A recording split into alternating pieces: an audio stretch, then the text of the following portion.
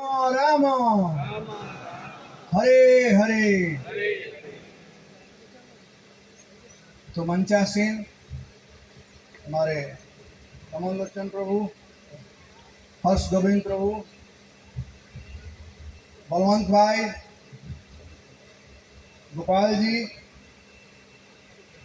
और कौन है, जयेश भाई हैं, प्रकेश जी, और आप सब लोगों को बहुत बहुत धन्यवाद। मैं दमन आया था बहुत दिन पहले, ऑलमोस्ट 20-25 ईयर बैक। दमन का नाम सुना था, पांडिचेरी, दमन।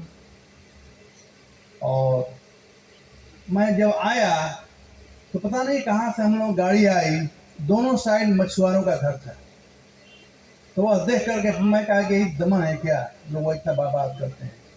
फिर कुछ समय के बाद, अभी 2-3 साल पहले, सनातनी माता जी बहुत प्रयास की कि प्रभु जी आप चलो, एक प्रोग्राम है। तो यहीं पर किसी के बंगलों में हमारे भक्त लोग टेम्पररी मंदिर बनाए थे, वहाँ प्रोग्राम। और उस समय इन लोगों ने हमको इधर समुद्र के किनारे घुमाया। तो यह देखकर मुझे लगा हाँ ये दमन है। और तब मेरी इच्छा हुई कि सही में यहाँ पर मंदिर बनना चाहिए, जो समुद्र किनारा घुमा तब। और बाद में जब यह जमीन दिखाने के लिए कमल लोचन प्रभु और सनातनी लेकर के आए, तो मुझे जुहू का याद आया। जुहू मंदिर प्राय इतना ही दूर समुद्र है जुहू मंदिर से। बिल्कुल वही मुझे याद आया कि फिर राधारास बिहारी जी उस जमीन को कैसे प्राप्त किए, भगवान उसको प्रोटेक्शन कर रहे थे। अमेरिका जाने से पहले 1965 में उन्होंने वो जमीन देखा था, और उन्होंने कहा, भगवान से प्रार्थना किया, यदि ये जमीन हमको मिल जाता तो भगवान के लिए मंदिर बनाता। जब वे आए 72 में, वहाँ भूमि पूजन हुई। उसके बाद छोटा मंदिर था टेम्पररी, और भगवान से प्रार्थना किए कि प्रभु आप यहाँ रहिए, हम आपके लिए एक पैलेस बनाएंगे। और प्रभुपाद जी कर करके दिखाए।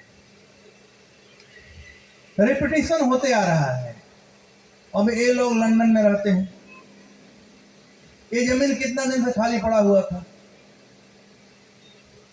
विभिन्न प्रकार से लोग, बिल्डर लोग या और लोग पहुंचे जरूर होंगे, लेकिन भगवान इसको सुरक्षित रखे थे, क्योंकि उनको यहाँ पर आना था, उनको यहाँ पर आना था।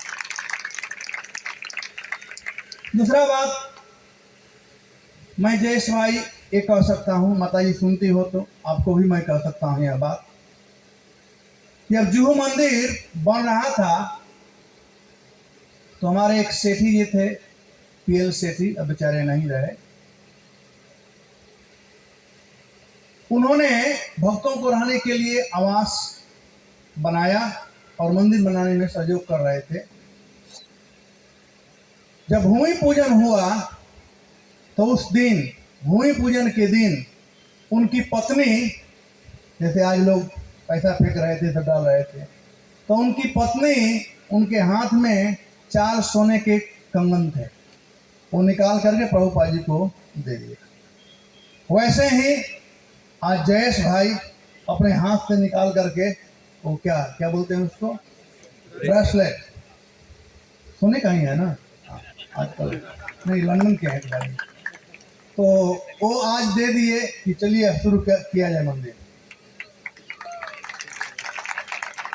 प्रभुपाद जी मिसेस सेठी और मिसेस सेठी को कहे कि आप लोग भगवान के लिए यहाँ घर बना रहे हो, और भगवान आपके लिए गोलोक धाम में घर बना रहे हैं।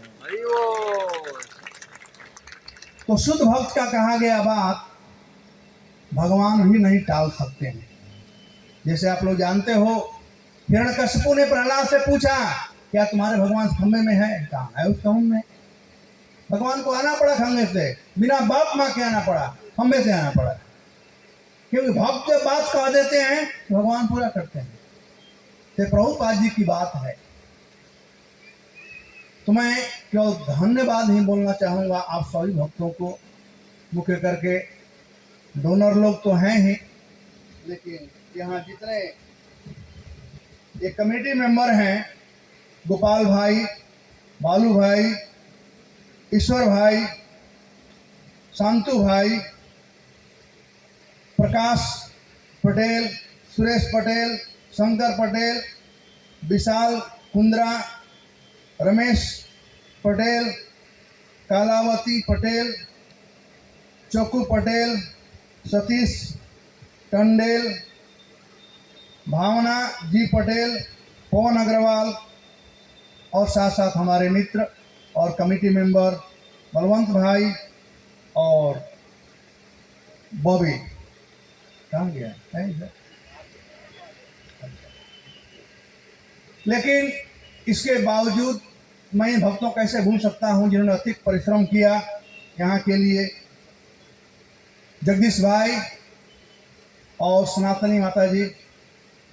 सनातनी हमारे पीछे पड़ गई कि प्रभु जी यहाँ मंदिर बनना ही चाहिए। उसका सपना हो गया। मैं सोचा अरे पहले वापिस तो खत्म करो, बाद में यहाँ पर। प्रभुपाद जी सभी भक्तों में एक रोग छोड़ गए हैं। प्रभुपाद जी कहते हैं कि हमारा सबसे बड़ा रोग है कि मैं छोटा सोच ही नहीं सकता हूँ, मैं छोटा नहीं सोच सकता हूँ। वैसे ही भक्त लोग छोटा नहीं सोचते हैं, बड़ा से बड़ा जितना भी बड़ा हो सके। तो इन भक्तों को भी बहुत धन्यवाद देना चाहूँगा। साथ साथ कमल लोचन प्रभु ऑफकोर्स स्टेयरिंग पकड़े हुए हैं और इनके साथ में Ramai Pran Prabhu, Sundar Gopal Prabhu, Dhananjay, Arun, Shyam Darshan, youth team, all the youth team, Raman, उसके बाद बल्लभ, निताई दास और अन्य भक्त लोग जो कि इस प्रयोजन में सहयोग कर रहे हैं। देखिए, ये मंदिर कोई इस्कान का मंदिर कोई सामान्य मंदिर नहीं है।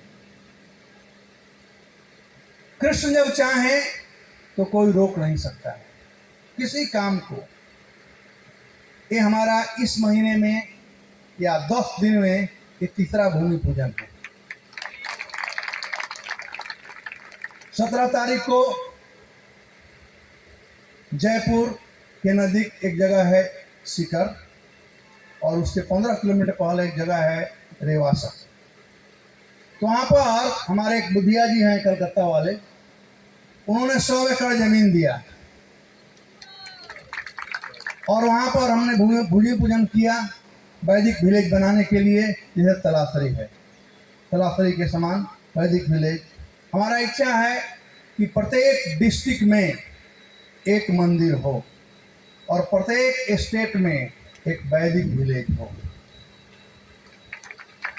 क्योंकि प्रभुपाद जी चाहते थे कि farm community, farm community, farm community. तो मंदिर ठीक है, लेकिन फार्म कम्युनिटी और ज़्यादा इम्पोर्टेंट है। तो 17 तारीख को वहाँ हुआ। उसके बाद 21 तारीख को उदयपुर में, और उदयपुर का मंदिर आप लोगों के लिए चैलेंज दे रहा हूँ। उदयपुर का मंदिर एक स्पेशल मंदिर होगा। उसका डिजाइन उतना ही नहीं, वो पहाड़ के ऊपर है, बहुत ऊंचाई पर। वहां से पूरा उदयपुर दिखाई पड़ता है पूरा। तो अब तक से इस्कान के 2 मंदिर हैं जो पहाड़ पर हैं, एक गुवाहाटी और एक बेंगलोर, और एक तीसरा मंदिर होगा। लेकिन उन पहाड़ों से ये डबल ऊंचाई पर है और पूरा रिसोर्ट एरिया है। अच्छा, पता है वहाँ पर अभी कुछ भी नहीं है, कल जंगल है। जिसने हमको ज़मीन दिया, धन्यवाद जयेश भाई, आप तो बिल्डर नहीं हो, नहीं तो आजकल बिल्डर लोगों को ज़मीन देते हैं ताकि उनका भाव बढ़ जाए। तो उन्होंने हमको 5 एकड़ ज़मीन दिया बिल्डर ने, और अपने वहाँ पर रिसोर्ट बना दिए। आज वहाँ पर कुछ भी नहीं है आगे पीछे, लेकिन 24,000 रुपया पर नाइट वो चार्ज करते हैं, और गुजरात वाले जाकर रहते हैं क्योंकि नाथद्वारा के नज़दीक है। तो वैसे ही हमारा इच्छा है कि यहाँ पर भी भव्य मंदिर बने। इस्कॉन छोटे चीज़ों में विश्वास नहीं करता है, और मंदिर नहीं होगा तो बच्ची यहाँ पर है जो आर्किटेक्ट जो बनाने वाली हैं, मैं आपको यही कहता हूँ कि आप मंदिर नहीं बनाओगी, हॉस्पिटल बनाओगी, एम्बेसी बनाओगी और स्कूल बनाओगी। इसमें 3 चीज सम्मिलित है, और मैं नहीं कह रहा हूँ, प्रभुपाद जी कह रहे हैं। प्रभुपाद जी से एक बार प्रेस रिपोर्टर ने पूछा कि स्वामी जी इंडिया में इतने मंदिर है और आप क्या बना रहे हैं मंदिर? प्रभुपाद ने कहा कि मैं मंदिर नहीं बना रहा हूँ, मैं तो हॉस्पिटल बना रहा हूँ। ये सूरत का ही बात है, सूरत में प्रभुपाद से पूछा गया था और वो चैलेंज के साथ पूछा था रिपोर्टर। प्रभुपाद ने कहा कि मैं हॉस्पिटल बना रहा हूँ, तो आश्चर्य हो गया, हॉस्पिटल कैसे? प्रभुपाद जी समझाए कि यहाँ का जो हॉस्पिटल है वहां पर तो रोग का निदान होता है, लेकिन ये जो हॉस्पिटल होगा एक ऐसा रोग है हम सब लोगों में जिसका निदान कहीं पर नहीं है, और वह है birth, death, old age and disease, जन्म, मृत्यु, जरा और व्याधि। इसका दवा कहीं नहीं है, उसका निदान यहाँ पर होगा, इस मंदिर में होगा। तो ये हुआ हॉस्पिटल। दूसरे बार प्रभुपाद से पूछा गया, प्रभुपाद ने कहा कि मैं मंदिर नहीं बना रहा हूँ, मैं तो ये हमारे, उन्होंने कहा कि हमारे ये मंदिर हैं, एम्बेसी हैं, एम्बेसी में जाते हैं वीसा लेने के लिए, अमेरिका जाने के लिए, लंदन जाने के लिए। यहाँ पर लोग आएंगे वीसा लेने के लिए, भगवान के धाम जाने के लिए। आप लोगों को मालूम होगा कि पहले जमाने में जब कोई मरता था तो लोग कहते थे मेरे पिताजी का वैकुंठ वास हो गया, गोलोक वास, पहले गोलोक वास था, बाद में थोड़ा नीचे आ गया, कहते वैकुंठ वास, बाद में कहने लगे स्वर्गवास हो गया। और पता है क्या कहते हैं लोग, पिताजी क्या हो गया? किसी को याद नहीं है क्या? नहीं, बोलते हैं निधन हो गया, धन हमारे लिए छोड़ दिए वो चले गए, निधन हो गया, बिना धन के हो गए वे निधन, धन नहीं रहा, हमारे लिए सब चला है। और पता नहीं, जैसे आजकल सभ्यता संस्कृति चल रहा है, कुछ दिन के बाद बच्चे लिखेंगे हमारे पिताजी का नरकवास हो गया, बहुत जल्दी ये भी आ जाएगा। लेकिन हम लोगों का लक्ष्य क्या होना चाहिए? अंतः नारायण स्मृति, यानी गोलोकवास हो। तो यहाँ पर एम्बेसी में वीसा मिलेगा गोलोक जाने के लिए, वैकुंठ जाने के लिए। और तीसरा बात स्कूल वाला, जैसा कमल वचन प्रभु ने बताया कि एक शिक्षा का जगह हुआ, तो स्कूल है जहाँ पर शिक्षा प्राप्त होता है। तो आर्किटेक्ट महोदया, ये 3 चीज आप बनाने जा रही हो, मंदिर तो है ही, तो इम्पोर्टेंट है, लेकिन उसके साथ साथ ये भी। अब आप लोग बताइए कि कितना जल्दी ये मंदिर बनना चाहिए?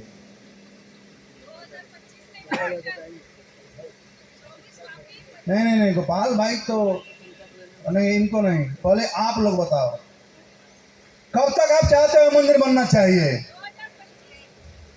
अरे जोर से बोलो ना, हम पैसा नहीं मांग रहे हैं।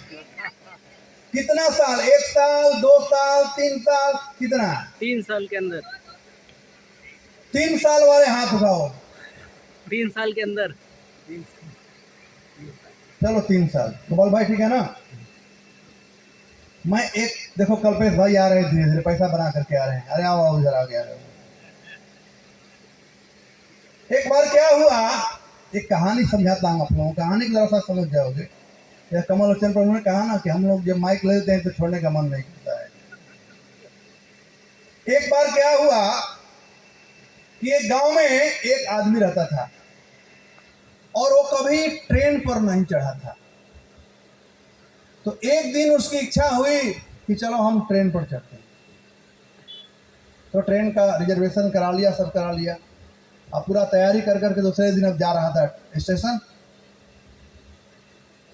तो स्टेशन थोड़ा दूर था, तो वहाँ एक किसान मिला और किसान से पूछता है, ये बताओ भाई स्टेशन पहुंचने में कितना देर लगेगा?